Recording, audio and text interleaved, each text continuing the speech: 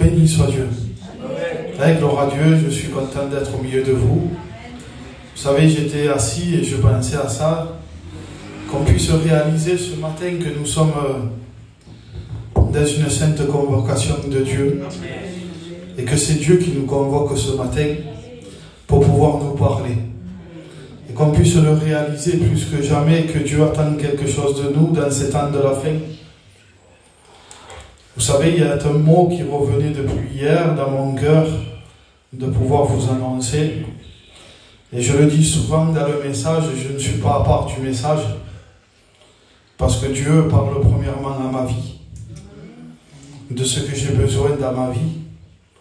Dieu me parle pour reprendre ma vie, pour remettre ma vie comme lui il veut.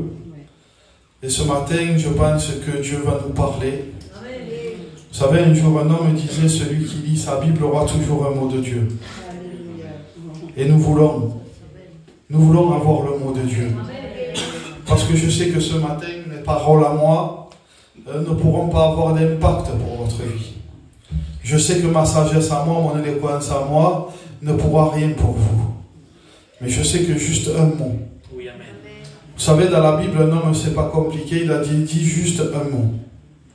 Et je sais qu'un mot ce soir peut changer, ce matin peut changer ta vie. Peut renouveler ta vie. Te fasse relever et repartir avec le Seigneur. Et nous allons voir ce matin un verset qui est très important dans le livre des Cantiques, au chapitre 3 et au verset 1. Il va dire, sur ma couche, pendant les nuits, j'ai cherché celui que mon cœur aime. Je l'ai cherché et je ne l'ai point trouvé. On pourrait dire que dans ce verset, il y a une anomalie. Elle a dit, sur ma couche, pendant les nuits, j'ai cherché celui que mon cœur aime et je ne l'ai pas trouvé. Il y a une anomalie quand même dans ce verset. La Sunamite, le livre des Cantiques, c'est un livre qui représente une relation intime de deux êtres qui s'aiment, c'est l'époux et l'épouse, dans une union véritable et parfaite. Et ceci représente l'Église et représente Jésus, l'époux et l'épouse. Et là, nous voyons que la Sulamite va faire quelque chose et dit que pendant la nuit, dans un lieu secret, elle va chercher celui que son cœur aime. Mais elle va dire qu'elle ne le trouve pas. Et ici, il y a une anomalie. Comment est-ce possible de chercher celui qu'on aime et de ne pas le trouver? Est-ce qu'il y aurait une façon de le chercher à lui que à Jésus, ça ne le conviendrait pas? Est-ce qu'il y aurait une recherche de lui qui n'accepterait pas? Et nous voyons que la Sunamite va le chercher. Il va dire sur sa couche, ça veut dire dans l'intimité, dans un lieu secret. Et nous voyons que ce lieu secret, celui qu'il a établi, c'est Dieu. Il dit, tu rentreras dans ta chambre, tu fermeras la porte. Et nous voyons que Dieu va nous donner une direction dans laquelle on doit chercher Dieu intimement, dans le secret entre nous et lui. Pourtant, on voit que c'est la condition même de ce que Dieu demande. Mais pourtant, on voit que pendant les nuits, elle cherche. Et les nuits, on pourrait le représenter comme un temps de recherche. Vous savez, la nuit peut représenter un temps de recherche qui est apte pour nous. Parce que des fois, des moments avec lui, une intimité avec lui, nous ramène sur l'état de notre cœur. Nous ramène dans une lumière de ce que est notre cœur, et comment est notre cœur, et comment est notre âme. Et vous savez, elle a cherché comme ça, mais elle dit qu'elle ne l'a pas trouvé. Parce que des fois, on cherche Dieu que pour nous. On cherche Dieu égoïstement. On cherche Dieu parce qu'on veut faire comme de Jésus, je demande pardon pour ce nom, comme un serveur, comme un barman. On le cherche pour régler nos affaires. On le cherche pour nous bénir. On le cherche pour arranger nos affaires que nous avons fait mal parce que nous avons pris d'autres décisions que Dieu voulait qu'on prenne. Et des fois, on a cet état d'esprit en nous de mal chercher Dieu. Et là, la Sunamite se trompait. Elle se trompait de la mauvaise façon de chercher son bien-aimé. Pourtant, elle disait qu'elle aimait, pourtant, elle avait un bon sentiment.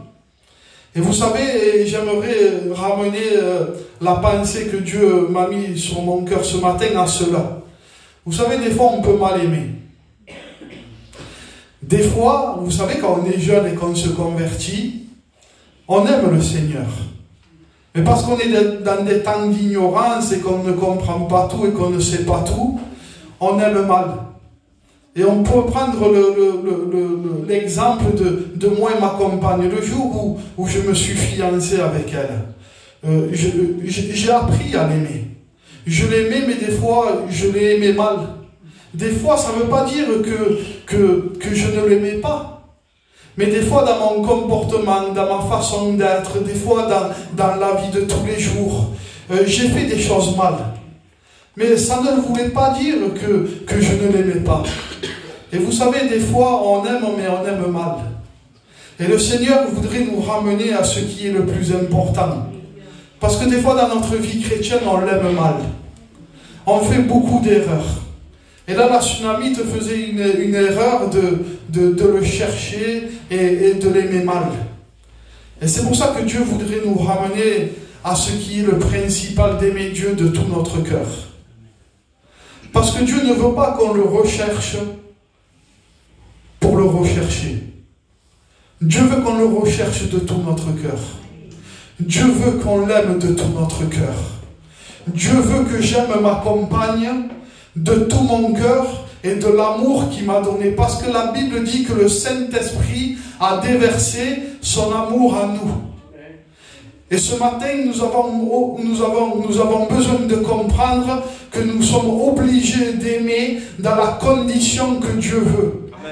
Avec son amour. Je ne peux pas aimer aujourd'hui Dieu. Je ne peux pas chercher Dieu aujourd'hui avec l'ancienne nature adamique de l'homme ancien. Je ne peux pas me présenter devant lui avec mon ancienne personne. Mais je suis obligé aujourd'hui de me présenter devant lui, qui a été régénéré, qui est né de nouveau, à qui il lui a été donné un cœur nouveau, un esprit nouveau, de pouvoir aimer Dieu. Parce que le Saint-Esprit a pris ce qui était à Dieu et nous l'a accordé dans une perfection. Parce que Dieu, quand nous sommes nés de nouveau, n'a pas fait quelque chose à moitié, mais il a fait parfaitement à nous. Et il veut qu'on aime parfaitement Dieu. Il veut qu'on aime parfaitement Jésus. Il veut qu'on aime parfaitement la Bible, la parole de Dieu. Et c'est pour ça que quand ce mot venait dans mon cœur, j'ai voulu remettre en question dans mon cœur, dans le secret, si comment j'aimais Dieu étaient les conditions que Dieu attendait, comment j'aime Dieu. Et c'est pour ça que quand j'ai fait ce constat, il a fallu que je demande pardon à ma compagne.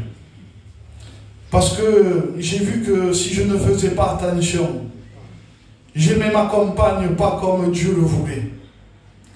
Parce que vous savez, Dieu va donner des conditions pour pouvoir aimer son foyer. Il va dire comme Christ a aimé l'Église, nous devons aimer nos compagnes. Et qu'est-ce que ça veut dire ça? Ça veut dire que Christ a pris soin de son Église. Christ prend un amour pour pouvoir lui parler. Prend une douceur. Et j'ai vu que dans tout cela, il y avait des échecs dans ma vie.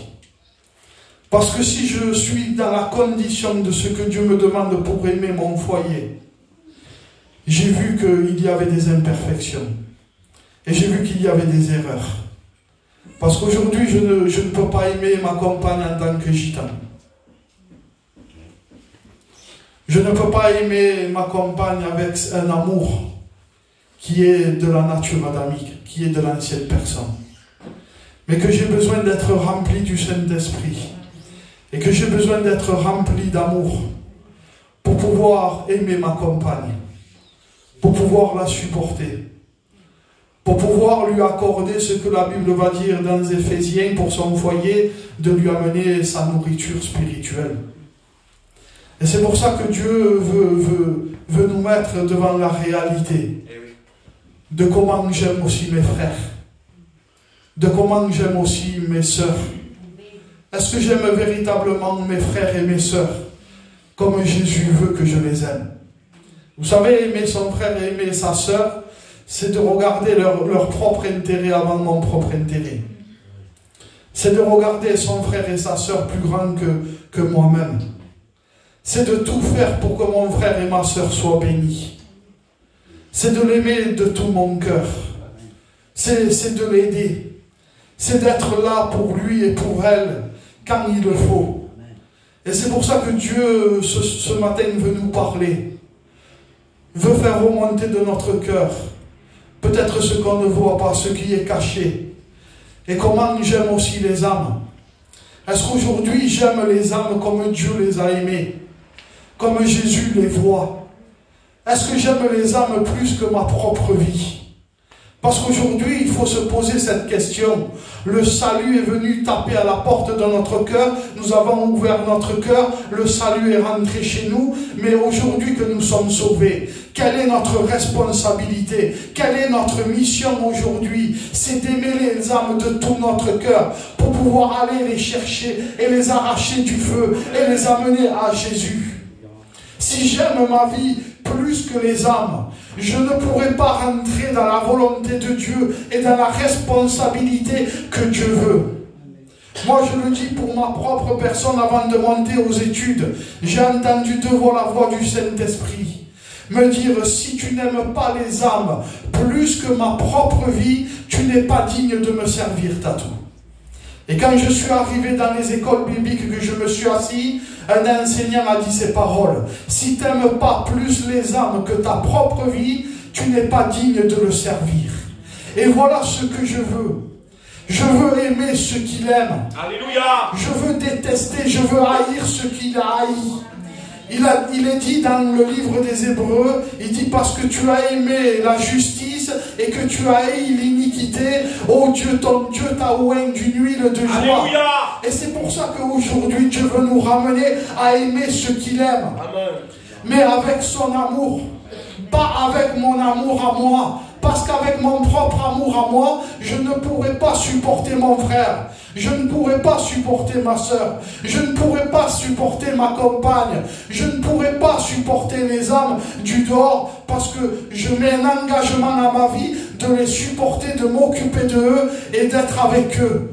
Et c'est pour ça que Dieu veut nous ramener ce matin sur le véritable chemin. Un jour, l'apôtre Paul va dire aux Corinthiens, je vais vous montrer une voie par excellence. Parce que les Corinthiens avaient oublié, ils avaient les meilleurs ministères, la meilleure doctrine, la meilleure parole de Dieu. Ils avaient tout, ils avaient tous les dons. Mais l'apôtre Paul voulait les ramener à ce qui était le plus important et de ce qu'ils avaient perdu, c'était à l'amour. Parce qu'il dit, tu peux tout avoir, tu peux donner ton corps à brûler, tu peux donner toutes tes richesses. Il dit, si tu n'as pas d'amour, tu es comme une cymbale qui retentit. Et voilà la voie que Jésus veut nous ramener. Alléluia. Vous savez, dans l'Apocalypse, il a fait un reproche. Il a dit, ce que j'ai contre toi. Vous savez, des églises de l'Apocalypse continuaient leur vie chrétienne, continuaient de venir à la réunion, continuaient de venir à prier, à prendre leur culte, mais ils ne savaient pas qu'ils avaient quelque chose contre eux. Et j'ai peur pour ma vie, moi je le dis, d'être dans un orgueil, d'être dans une position où je ne vois pas et que le Seigneur a quelque chose contre moi. Il dit, ce que j'ai contre toi, c'est que tu as abandonné ton premier amour. Ce que j'ai contre toi, c'est que tu ne m'aimes plus comme avant. Et voilà ce que Dieu veut qu'on ait dans notre vie chrétienne. Avant de prêcher, moi, Dieu veut que je l'aime de tout mon cœur. Avant de prier, Dieu veut que je l'aime de tout mon cœur. Avant d'aller chercher des âmes, Dieu veut que je l'aime de tout mon cœur. Et je le dis ce matin pour ma propre vie, parce que je le sens dans mon cœur. Si je ne l'aime pas de tout mon cœur ce matin, je ne serai pas là pour prêcher. Parce que je veux l'aimer plus que tout. Parce que lui, il m'a aimé. parce qu'il m'a tout donné. Et vous savez, la Sunamite va faire quelque chose d'autre. Elle va dire, au verset 2, je me lèverai, je ferai le tour de la ville. Elle a fait quelque chose de bien. Mais encore, elle s'est trompée. Elle a dit, je me lèverai et je ferai le tour de la ville, dans les rues et sur les places. Et vous savez, la ville, les rues, les places peuvent représenter notre cœur. Un cœur qui est divisé. Parce que j'ai appris, j'ai regardé, quand à l'époque on construisait une ville, on faisait d'abord les rues et après on faisait une place. Les rues c'était pour le commerce, c'était pour le trafic, c'était pour acheter, c'était pour vendre. Et la place, dans chaque ville qui était construite, la place c'était la place de l'église. C'était la place où il fallait écouter la parole de Dieu, où les gens venaient se réunir pour écouter Dieu parler. Mais si on n'a pas fait attention, dans les années à venir qu'il est venu, le diable a changé cela. Aujourd'hui, sur les places, il n'y a plus l'église. Aujourd'hui, il y a la place du marché. Aujourd'hui, il y a la place de la contestation. Aujourd'hui, il y a la place de la politique. Et si on ne fait pas attention, la Sunamite cherchait celui qu'elle aimait, elle le cherchait pendant la nuit, mais elle le cherchait dans des conditions qui n'étaient pas bonnes. Encore là, se lever pour faire le tour de la ville parce qu'elle voulait consulter son cœur. Mais elle a vu que son cœur, elle était divisée. Aujourd'hui, on voit que les rues sont nommées par des plaques avec des noms. Et on donne des noms d'anciens artistes. Mais des fois aussi, c'est ce qui représente nos cœurs. Qu'est-ce qu'il y a dans notre cœur ce matin? Est-ce qu'il y aurait des rues? Est-ce qu'il y aurait la rue du plaisir? La rue de la mondanité? La rue du commerce? Est-ce que Dieu ne serait plus à la première place? Est-ce que Dieu ne prendrait pas toute la place? Parce que Daga, il disait quelque chose la dernière fois qu'on se trompe. Il dit Dieu veut avoir la première place. Il disait non. Il dit parce que s'il a la première place, c'est qu'il y a quelque chose qui est en second, en troisième et en quatrième. Mais Dieu ne veut pas ça, lui. Lui, il veut un cœur tout entier. Il veut résider en toi parce qu'il est un Dieu jaloux. Et le premier commandement dans l'Ancien Testament, c'est tu aimeras ton Dieu. Et voilà ce matin à ce que Dieu veut nous ramener. Parce que la Bible dit dans les Galates qu'à une seule phrase, Jésus a accompli toute la loi. Tu aimeras ton prochain comme toi-même. Et vous savez, d'aimer Dieu nous fait accomplir ce que Dieu veut. Et de ce que Dieu aime. Et vous savez, regardez ce que la Sunamite va dire encore. Je l'ai cherché et je ne l'ai point trouvé. Je ne l'ai point trouvé dans les rues, dans les places, dans la ville. Et si ce matin on consultait notre chair, on consultait notre cœur, je vous promets qu'on ne le trouverait pas. Parce que si on est comme la Sunamite, si on est dans un temps d'assoupissement, un temps où notre cœur est loin de lui, je vous promets que si on consulte ce matin notre chair et notre cœur, on ne pourra pas le trouver. Mais la Sunamite va faire quelque chose d'autre. Regardez ce qu'elle dit. Les gardes qui font la ronde dans la ville m'ont rencontré. Et elle va faire quelque chose. Avez-vous vu celui que mon cœur aime? Les gardes qui font la ronde. Et j'aimerais ce matin ouvrir une parenthèse. Vous savez les choses du monde, que ce soit les plaisirs, que ce soit la bonne vie, que ce soit profiter, que ces choses-là prennent la place plus que Dieu. Vous savez que le diable fait que ces choses-là, la vie mondaine, les choses du monde, sont comme des gardes dans notre cœur. Parce que ces choses-là veulent garder notre cœur. Ces choses-là ne veulent plus que les choses de Dieu rentrent dans notre cœur. Parce que ces gardes veulent partager notre cœur. Et il ne veut pas que Dieu soit tout entier. Et c'est pour ça que la Sunamite s'est trompée. Au lieu de demander à son bien-aimé, elle a demandé à ses gardes où était son bien-aimé.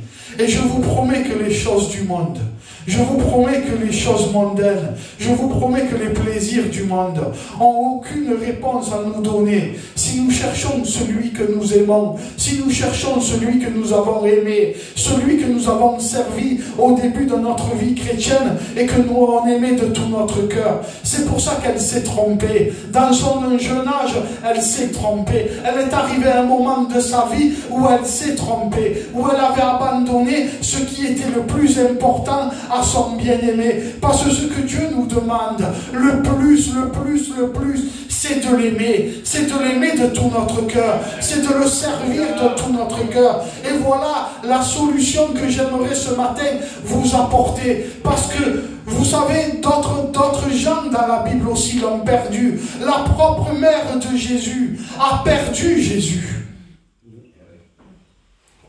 Sa propre mère, elle qui prenait soin de lui. Elle qui était au premier soin, elle qui avait ses regards sur lui dès qu'il était petit, dès qu'il était né. Elle avait les regards pleins d'amour, elle le gardait, elle le surveillait, elle regardait où il allait. Je vous promets qu'au début, son amour faisait tout pour ne pas l'oublier. Mais à un moment donné, je ne sais pas ce qui s'est passé. Peut-être que d'autres choses sont venues, elle a eu d'autres enfants. Peut-être que d'autres choses sont venues qui ont remplacé peut-être cet amour de veiller sur lui. Et elle a perdu. Et est-ce que dans notre vie chrétienne, on peut le perdre? Oui. On peut être comme Marie. On peut être comme cette personne. Qu'au début, quand Jésus est né à l'intérieur de nous, quand nous sommes nés de nouveau, on le gardait. On le gardait de tout notre cœur. On gardait notre bouche. On gardait nos oreilles, on gardait ce qu'on voyait, on gardait ce qu'on entendait, on gardait même là où on allait. On n'allait pas dans certains endroits. Vous savez, un jour, ma compagne a fait une expérience et elle me l'a dit. Elle était jeune convertie, elle s'avançait vers Dieu, et ses cousines lui ont dit, viens à un anniversaire. Et elle ne voulait pas. Mais par sentiment, vous savez, la famille, des fois, nous fait faire des choses qu'on ne devrait pas. Par sentiment pour les enfants, pour les petits-enfants, on fait des choses que Dieu ne veut pas. Et elle y est allée. Et quand elle est ressortie de cet endroit, d'un coup, le Saint-Esprit lui a parlé. Il lui a dit, tu vois, Aurélie, quand tu es rentrée pour cet anniversaire, il dit, moi, je suis resté dehors. Vous savez, des fois, nous, on veut amener Jésus là où il ne veut pas aller. Et c'est pour ça qu'on a besoin de faire attention. Parce que si on ne veille pas assez, on le perd. Nous, on continue. Nous, on fait. Mais lui n'est plus d'accord.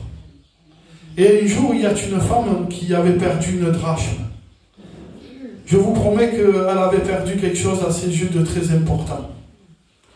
Elle avait perdu quelque chose que peut-être c'était quelqu'un qui lui avait donné, peut-être son bien-aimé lui avait donné ça, et peut-être lui avait dit, quand je reviendrai à mon retour, il faut que j'ai ce que je t'ai donné. Et peut-être qu'au début, c'était quelque chose qui était merveilleux pour elle. C'était quelque chose qu'elle cachait, qu'elle regardait, que quand elle se levait, elle allait vite voir peut-être qu'il était là. Mais la Bible dit qu'elle a perdu. Mais qu'il y a eu une solution pour elle. La solution, il est dit qu'il a fallu qu'elle ouvre sa porte et qu'elle fasse du ménage chez elle. Et je le crois de tout mon cœur qu'il arrive un temps, dans ces temps de la fin, dans des temps précis aujourd'hui, où nous avons besoin d'ouvrir la porte de notre cœur et de balayer tout ce qu'il y a à l'intérieur.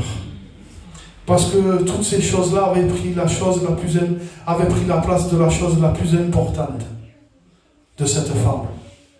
Et si ce matin on fait un constat et qu'on a un cœur vrai et qu'on rentre en nous-mêmes,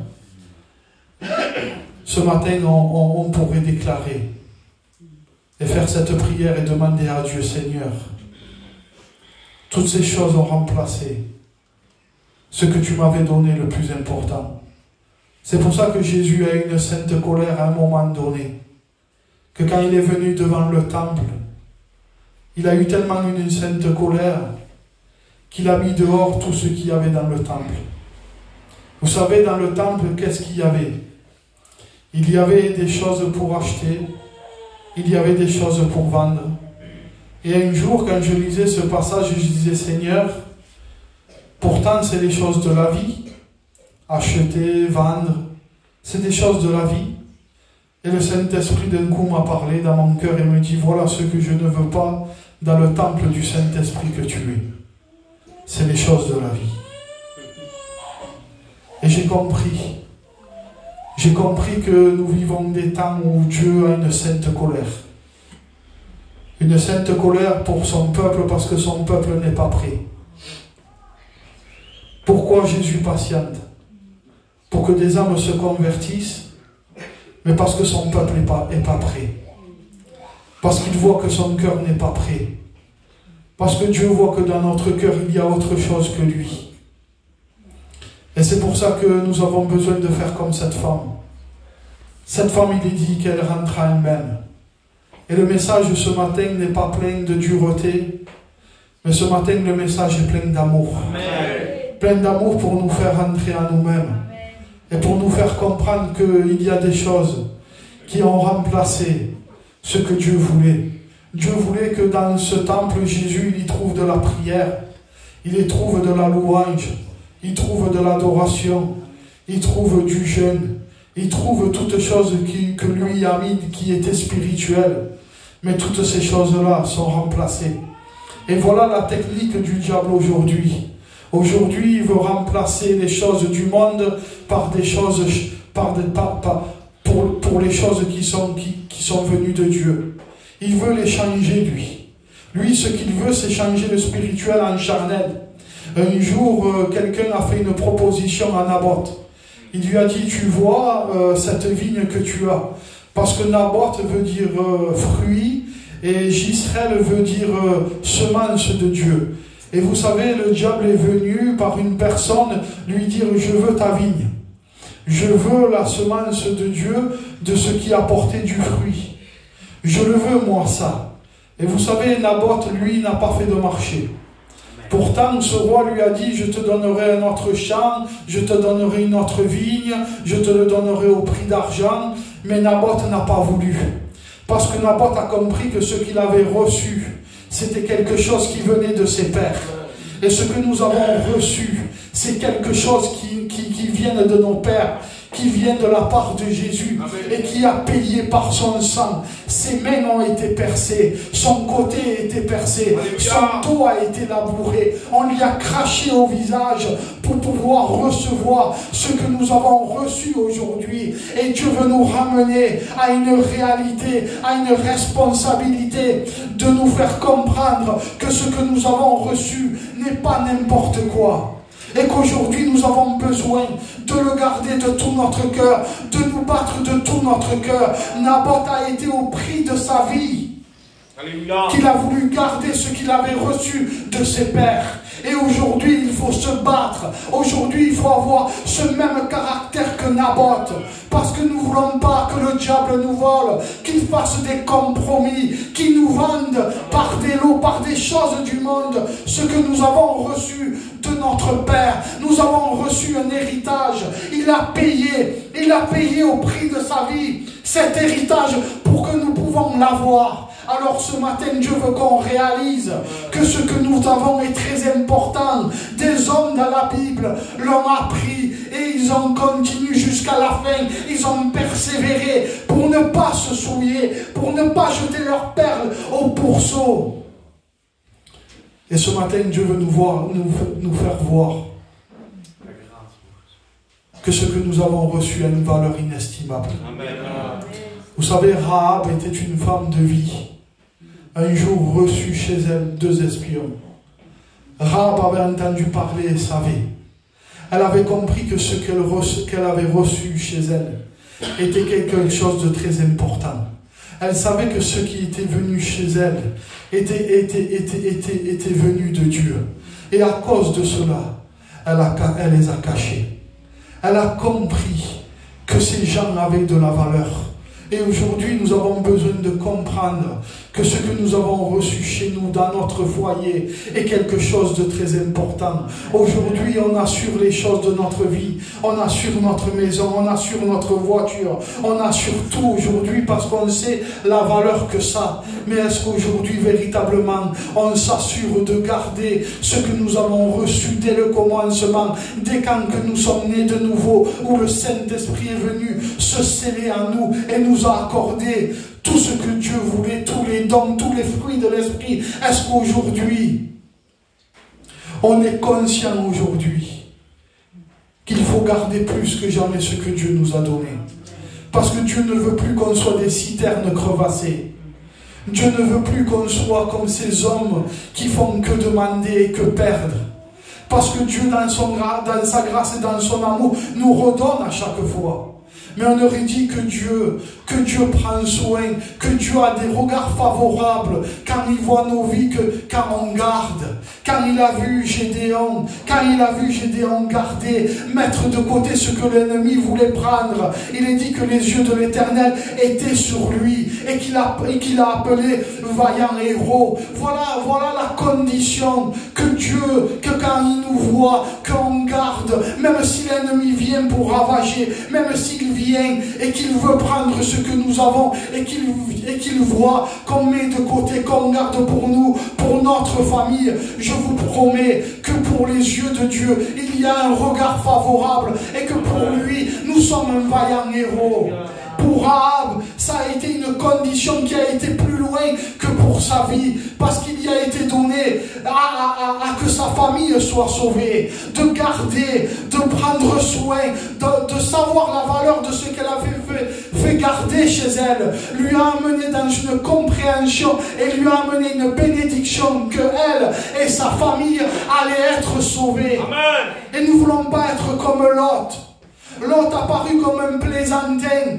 Lot a paru comme quelqu'un qui racontait des blagues, quand il a raconté à sa fille et à ses gendres qu'il allait arriver un temps où Dieu allait amener un jugement. Et ils l'ont regardé, et il a été comme un plaisantin.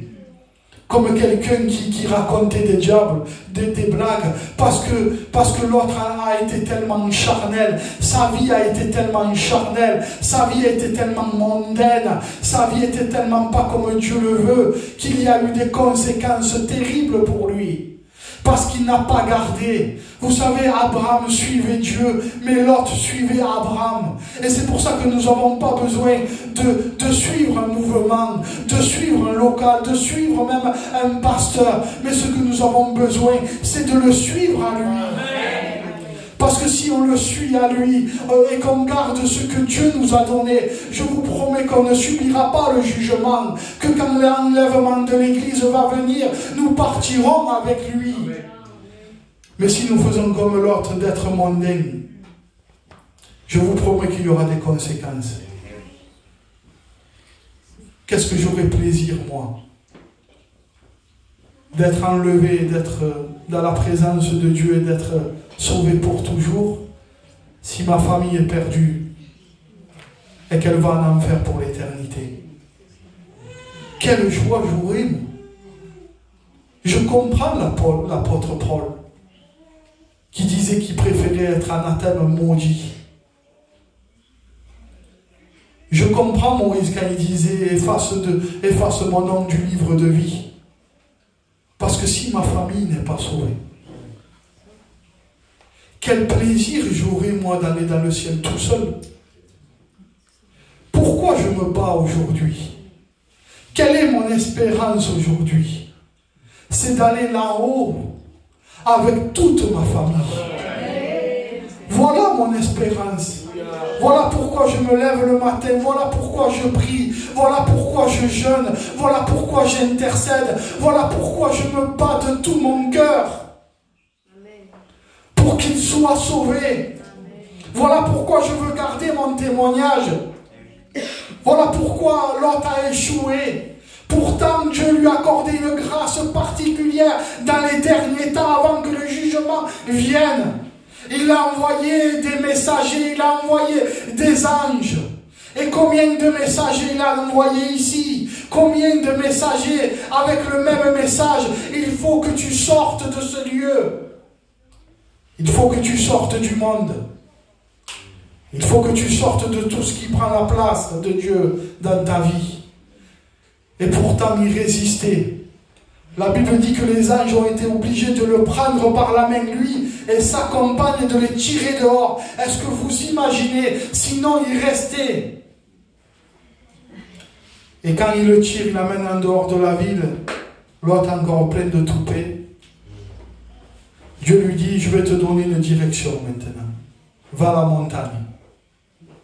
Et lui va dire, puis-je te demander encore quelque chose de petit? Parce que lui, il ramenait toujours sa vie mondaine, sa vie charnelle, de sa vie du monde, quelque chose de petit. Il dit, puis j'allais à cette colline. Dieu ne voulait pas qu'il aille à la colline. Dieu voulait qu'il aille à la montagne. Dieu voulait qu'il connaisse quelque chose peut-être qu'il n'avait jamais connu. Qu'il aille à la montagne, qu'il aille dans une communion avec Dieu, dans une intimité avec Dieu, de pouvoir aimer Dieu. Et l'autre ne comprend pas le message et ne comprend pas la direction. Et j'espère que ce matin on comprend le message. Amen. Et qu'on comprend la direction. Et la Sunamite va dire quelque chose de très important. Et regardez ce qu'elle va dire. Les gardes qui font la garde dans la ville m'ont rencontré. Avez-vous vu celui que mon cœur aime? Et regardez la parole de Dieu. À peine les avais-je dépassés que j'ai trouvé celui que mon cœur aime. Je te promets que si tu dépasses et que tu mets ces choses au loin de toi et que tu dépasses toutes ces choses qui ont pris la place de Dieu, qui ont pris l'amour de Dieu dans ton cœur, je te promets que tu le retrouves. Mais la Sunamite ne s'est pas arrêtée là et Dieu ne veut pas s'arrêter là. Regardez ce que la Bible va dire, je l'ai saisi. Et nous avons besoin de le saisir plus que jamais. Vous savez, Ruth a fait quelque chose de très important. Sa belle-mère lui a dit quelque chose qu'aujourd'hui il faut prendre conscience. Naomi lui a dit, je n'ai plus rien pour toi, Ruth. Je n'ai plus de bénédiction. Pourquoi veux-tu me suivre? Et si Jésus nous dirait ce matin, je n'ai plus de bénédiction pour toi, est-ce qu'on le suivrait? C'est une question à se poser ce matin. Si je n'ai plus aucune bénédiction pour ta vie, est-ce que tu me suivrais? Il est dit que Ruth fait quelque chose d'exceptionnel. Il dit que parce qu'elle aima, elle s'attacha à elle. Ruth ne voulait pas de la bénédiction. Ruth, pour elle, ce n'était pas important d'avoir la bénédiction. Et Dieu ne veut pas qu'on le suive pour une bénédiction. Dieu ne veut pas qu'on le suive parce qu'il nous donne des choses. Mais premièrement, Dieu veut qu'on le suive par amour pour lui. Et regardez, et c'est ce qu'elle a fait, Ruth, elle a saisi. Et regardez ce qu'elle dit après. Elle dit, et je ne l'ai point lâché jusqu'à que je l'ai amené dans la maison de ma mère. Et la maison de notre mère, c'est elle. C'est la Bible. Et ce que nous avons besoin, c'est de ramener Jésus dans notre vie, dans notre intimité. Mais nous avons besoin aussi de ramener elle au centre de notre vie. Et elle a fait aussi quelque chose d'exceptionnel encore. Elle dit dans la chambre de celle qui m'a conçu. Ça veut dire qu'elle a ramené Jésus, elle a ramené la Bible dans un endroit précis. Elle va dire là où elle est née. Et ce matin, je le crois de tout mon cœur qu'on peut renaître de nouveau. Et qu'on peut faire cette expérience d'être renouvelé par le Saint-Esprit. Et de pouvoir repartir avec un pas nouveau. Et ce matin, je ne veux pas avoir des flots de mots. Mais ce matin, je crois de tout mon cœur que nous avons compris. Amen. De ce que Dieu attend pour nos vies. Amen. Et de ce que Dieu demande premièrement, c'est de l'aimer de tout notre cœur. Voilà, je vais laisser la place aux frères.